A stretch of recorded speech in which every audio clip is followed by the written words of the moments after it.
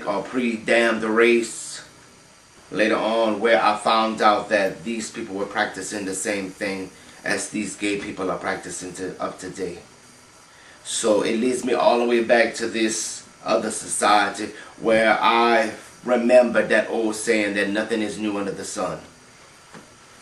So with the information I found, and hopefully it'll probably be in some of my stories, which a lot of readers have bought some of my stories, especially my short stories, which I want to thank you.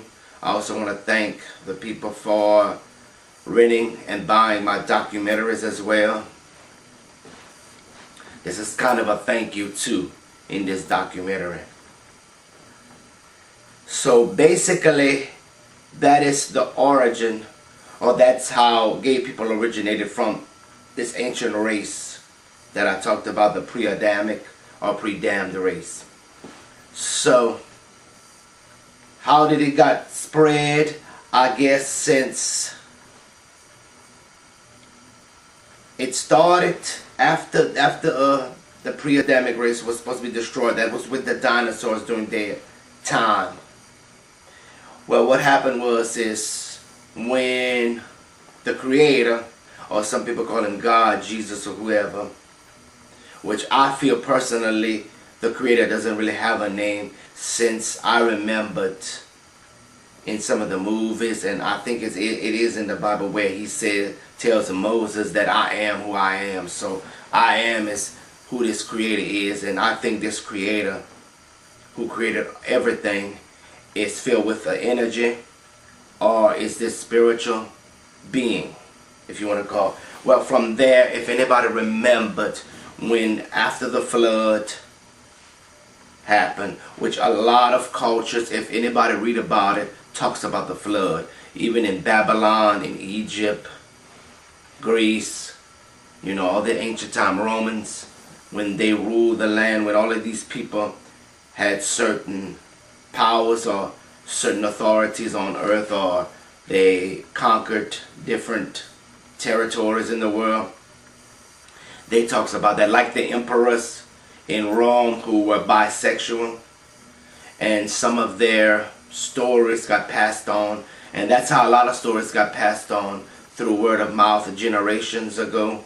These people, this is what they were doing before they were writing, and usually they were writing on stone walls, stone tablets. Then later on they were writing on papyrus or some sort of paper they were using.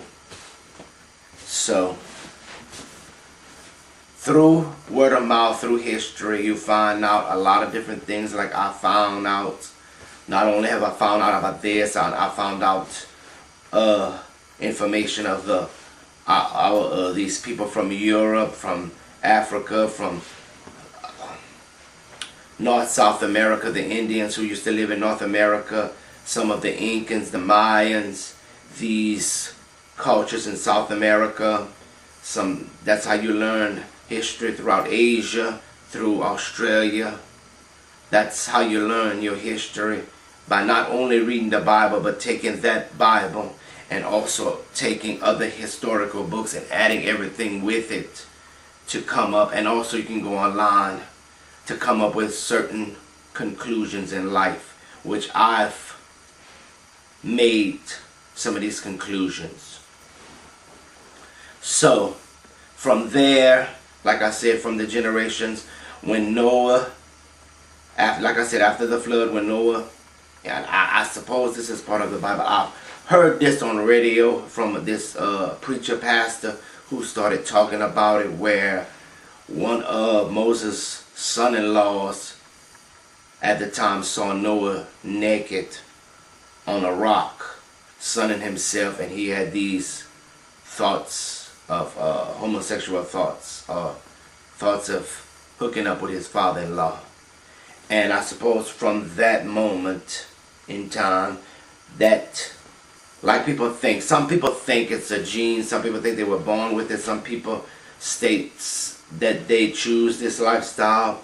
I have myself started also researching